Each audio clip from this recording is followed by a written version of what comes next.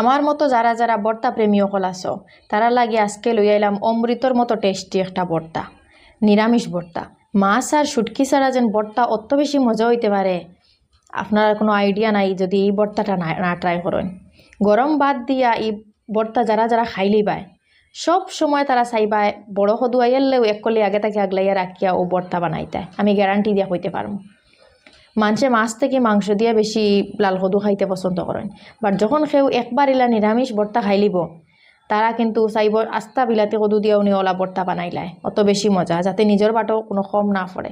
ভর্তা জিনিসও ওলা মজার, সবে টানাটানি পড়িয়া লাস্টে যে এনার বাটো কম পড়ে যায়, বাদে কোনটাই কোনটাই খাইয়া এনার বাট থেকেও খাই ফেলাই দিন, আমরা ওলাও খাই লাগে কথা করি।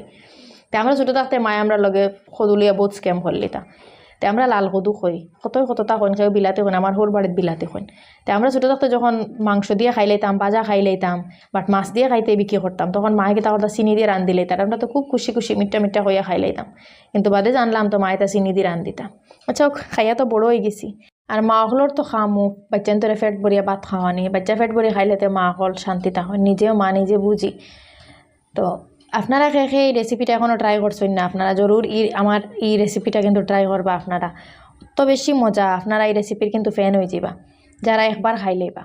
আর নিরামিষ প্রিয় যারা মানুষ তারা তো আর হইয়া লাভ নাই, যারা মাছ মাংস খাইন তারাও কিন্তু মাছ মাংস রাখিয়া এগু দিয়ে খাইবা ভাত, মাছ মাংসের সবজি রাখিয়া খাইবা ভাত, আমি কিন্তু গ্যারান্টি দিয়ে হইতে পারবো অত বেশি মজার, অত বেশি মজা।